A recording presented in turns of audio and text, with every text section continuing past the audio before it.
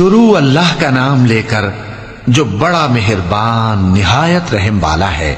جو لوگ کافر ہیں یعنی اہل کتاب اور مشرک، وہ کفر سے باز رہنے والے نہ تھے یہاں تک کہ ان کے پاس کھلی دلیل آ جائے، یعنی اللہ کا ایک پیغمبر جو پاک اوراق پڑھ کر سناتا ہے جن میں مستحکم آیتیں لکھی ہوئی ہیں، اور اہل کتاب جو فرقوں میں بٹے ہیں تو دلیل واضح کے آنے کے بعد ہی بٹے ہیں، حالانکہ ان کو حکم تو یہی ہوا تھا کہ اللہ کی عبادت کریں، اطاعت کو اسی کے لیے خالص کرتے ہوئے یکسو ہو کر، اور نماز قائم کریں اور زکوٰۃ دیں، اور یہی مضبوط اصولوں والا دین ہے۔ جو لوگ کافر ہیں یعنی اہل کتاب اور مشرک، وہ دوزخ کی آگ میں پڑیں گے اور ہمیشہ اسی میں رہیں گے۔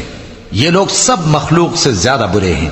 بے شک جو لوگ ایمان لائے اور نیک عمل کرتے رہے وہ تمام خلقت سے بہتر ہیں۔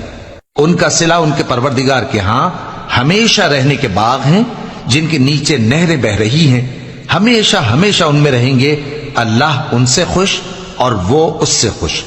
یہ صلہ اس کے لیے ہے جو اپنے پروردگار سے ڈرتا ہے۔